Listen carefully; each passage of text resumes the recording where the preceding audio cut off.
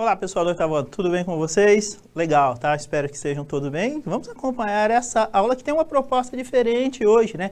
É intensificar algumas habilidades, né, que o pessoal do currículo aí identificou que a gente precisa, né, dar um pouquinho mais de foco nela, e a ideia é justamente essa, né? A gente vai trabalhar algumas atividades, a proposta é que elas sejam de múltipla escolha, né? Já preparando vocês aí, trabalhando para essas avaliações que sempre aparecem aí. É sempre bom, né? Sempre importante a gente dar os caminhos, né, e dar orientação aí para vocês fazerem essas avaliações aí com plena consciência, né, e vontade sempre de acertar, né, trabalhando aí esses conceitos que a gente desenvolve no decorrer das aulas regulares. Tudo bem? Nosso diretor vai colocar aí para vocês, né, a habilidade em foco aqui, que é a EF07MA17, resolver e elaborar situações e problemas que envolvam a variação de proporcionalidade direta e de proporcionalidade inversa entre duas grandezas, utilizando a sentença algébrica para expressar a relação entre elas. Objeto de conhecimento, problemas envolvendo grandezas diretamente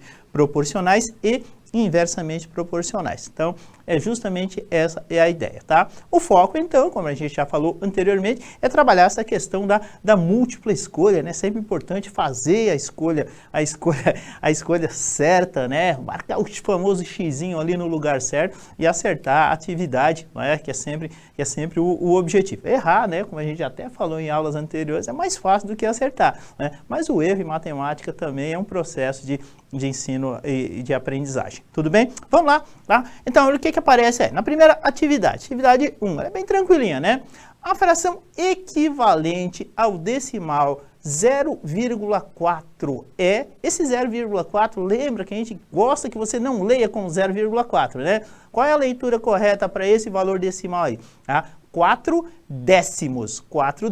Perceba que quando eu falo 4 décimos, eu já estou até te induzindo a colocar a resposta correta. E é essa a proposta mesmo, né?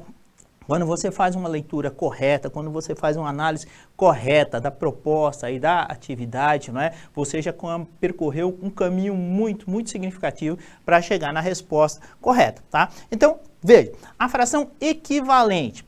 E está falando em fração, naturalmente, o que a gente tem? Tá? A gente está pensando num numerador A sobre um denominador B. É esse o foco.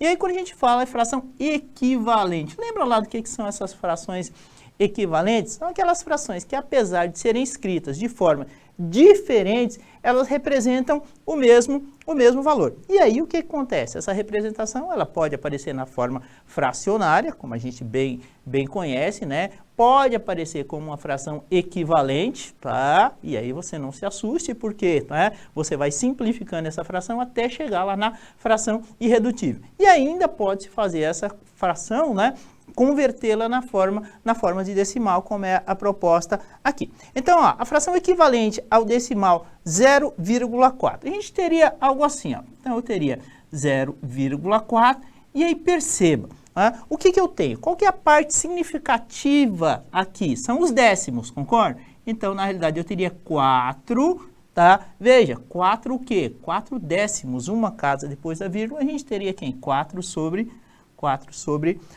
10. E aí o que você percebe, né? Que 4 sobre 10, né, não tem a múltipla escolha, não tem a alternativa correta para esse valor. Mas, professor, o que será que eu errei? Não, você não errou nada, né? Você esqueceu de simplificar a fração, tá? Então, essa simplificação aqui, ó, lembra o que é simplificar uma fração?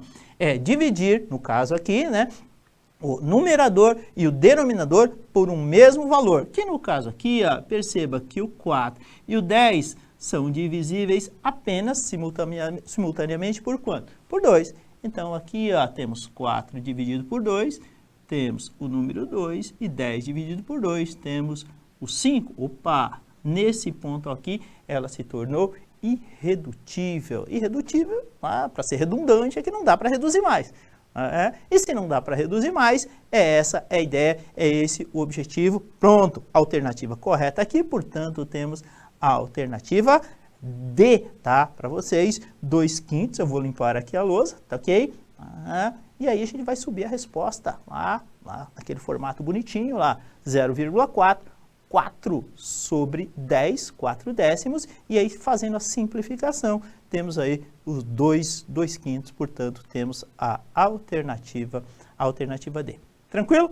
Bem, essa é a ideia. Sossegado, né? Tá? Espero que vocês tenham se adaptado bem aí à proposta. A gente vai deixar lá no final da aula umas para vocês resolverem também. Não vamos resolver tudo não, tá bom? Então, essa é a ideia. Beleza? Tá? Vamos lá para a próxima atividade? Tá. Vamos fazer a leitura dela. Ao realizar uma prova em um certo concurso muito concorrido, a Rita foi conferir o gabarito e percebeu que havia acertado 3 em cada 5 questões da prova, tá? No primeiro momento você vai dizer, poxa, a Rita foi bem, né? Ela acertou 3 em cada 5. Mas a gente vai ver que não é bem assim não, tá? Assim, ela chegou à conclusão, né, de que não foi tão bem quanto pretendia, tá? E aí o que foi? Poxa vida, mas a cada 5 questões ela acertou 3 e não foi tão bem? Porque nesses concursos aí, na realidade, o que acontece? Né? A gente tem que ter um percentual de acerto muito, muito alto, normalmente. E aí o que acontece? A gente vai perceber que esse percentual de acerto da Rita, ele não foi tão bom quanto ela esperava, precisava de mais um pouquinho, tá? Quais as opções que a gente tinha? Tá? Bom, por que ela chegou à conclusão que não foi tão bem assim quanto pretendia lá na prova do concurso? Na letra A, ela acertou 60% da prova. Essa é a afirmação. Na letra B, ela acertou apenas 35% da prova. Na letra C, acertou 30% da prova.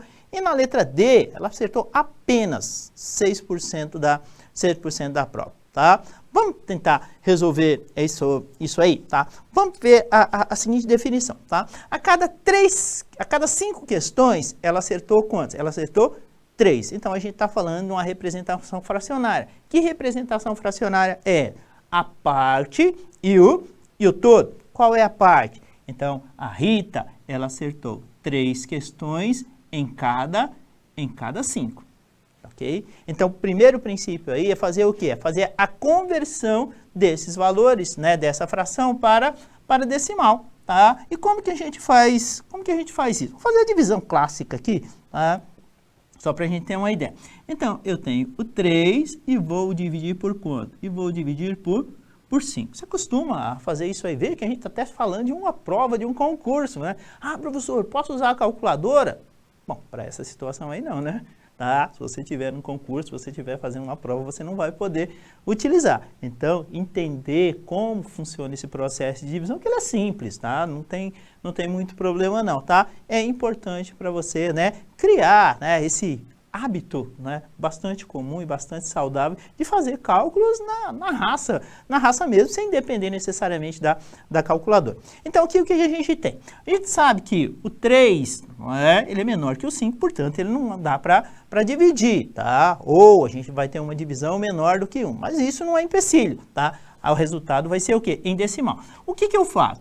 Eu acrescento um zero. O que é acrescentar um zero? É multiplicar esse valor por 10. Ora, se eu multipliquei de um lado, eu tenho que dividir por outro, tá? E essa divisão ocorre como? Colocando o 0, tá? E aí acontece, né? Voltamos ao equilíbrio, tá? Da divisão. Olha, acrescentei um valor, poxa vida, mas descompensou tudo, né? Desequilibrou tudo, aquele equilíbrio harmônico, né? Que toda operação matemática tem. Ora, aqui é o princípio da equação mesmo, né? Acrescenta um valor, acrescenta outro, sempre dos dois lados. Então, a ideia é essa, tá? E aí, o que a gente pode pensar? Pode pensar assim, ó, aí ficou fácil, né? Eu tenho uma divisão agora convencional de 30 dividido por 5, ora, então eu penso quem? Tá? 6 vezes 5 vai dar 30, 30 para 30, ou seja, resto 0. Opa, então eu tenho 0,6, também conhecido como 6 décimos. Opa, vamos guardar essa informação aqui, ó.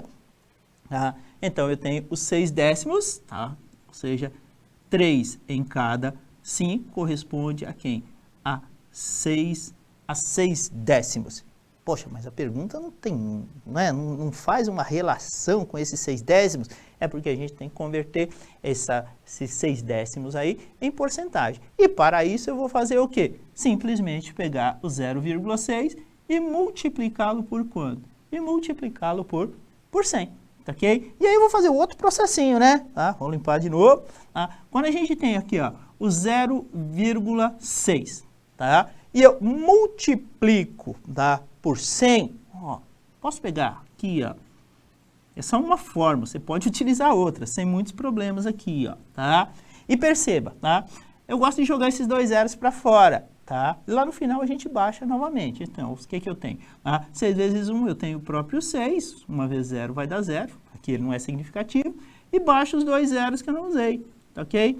Quantas casas eu vou voltar? Perceba que aqui, ó, eu só tenho uma, né? Que é o 0,6. Só vou voltar um décimo, tá? Então, eu venho lá da direita para a esquerda e conto um décimo, olha pá, e coloco a vírgula. Ou seja, esse zero aqui não tem valor significativo e esse valor zero aqui também não tem valor significativo. Ou seja, encontramos aí quem? Simplesmente o número 60, ou seja, temos aí o 60%.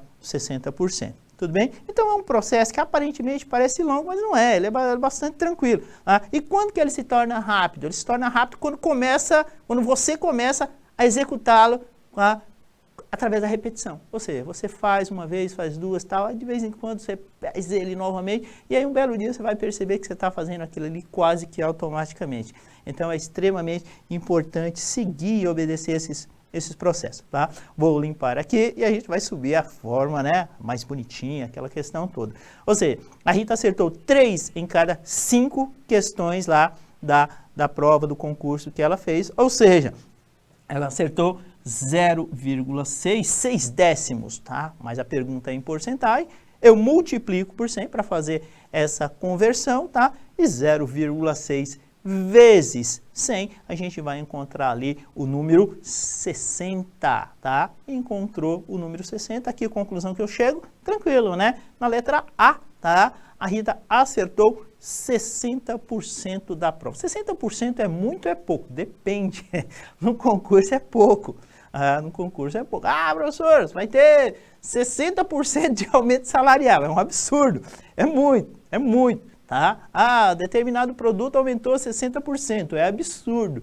Tá? Mas se a gente for, depende do que você está comparando naturalmente. Agora, se você for imaginar um concurso, né, com uma quantidade absurda de pessoas disputando pouquíssimas vagas, acertar só 60% é muito pouco, tá? Então, tem que ficar atento aí, tem que estudar mesmo, né? A ideia do concurso é exatamente essa, tá? Mas não se preocupe, né? Muitas pessoas que vão prestar o concurso também não estão preparadas. E aí é que está a diferença, aquele que se prepara vai sempre melhor, tá? E aí a gente está falando, né, dessas provas que você encontra por aí, né? Esses, né, chamados vestibulinhos, preparatórios para as escolas técnicas e outras provas aí que você encontra aí no decorrer da sua vida. Por isso que é importante, né, fazer essas provas, essas avaliações com compromisso, tá? Então você treina, você pratica, né? E você começa a entender a dinâmica dessas avaliações, tá? E sempre que você treina, o que acontece? Você percebe as facilidades e as dificuldades das provas de uma maneira geral. Então, essas provas que aparecem aí, né, que aparecem aí na sua escola, que a Secretaria da Educação manda para você fazer, faça elas com afinco, faça elas como se realmente, né, fosse um treino, um preparatório para quando você chegar aí em outras provas, né, que realmente você busque aí alguma colocação. Então, é extremamente importante ter esse compromisso para resolver as atividades. Tudo bem? Tá? Então, é essa a ideia aqui, tá? A proposta aqui, ó, tá? No decorrer da aula, e essa é a ideia mesmo, essa aula é curtinha, né? E já deixa engatado aí, já deixa preparado para você fazer mais 2 atividades. O professor vai pegar o material, vai perceber que tem a atividade 3 e tem a atividade 4. E a proposta é exatamente essa, né? Que o professor e vocês aí dentro da sala de aula trabalhem essas atividades, façam elas, né? Tendo como base aí a proposta que a gente teve, né, na aula de hoje. Tudo bem? Então, é isso, tá? Espero que vocês tenham gostado, né? As atividades são simples, né? E a proposta é exatamente essa. Nosso diretor vai colocar o QR Code aí para vocês fazerem uma análise, aqueles comentários que são sempre bem-vindos, tá? Eu agradeço e até a próxima aula. Valeu, até a próxima.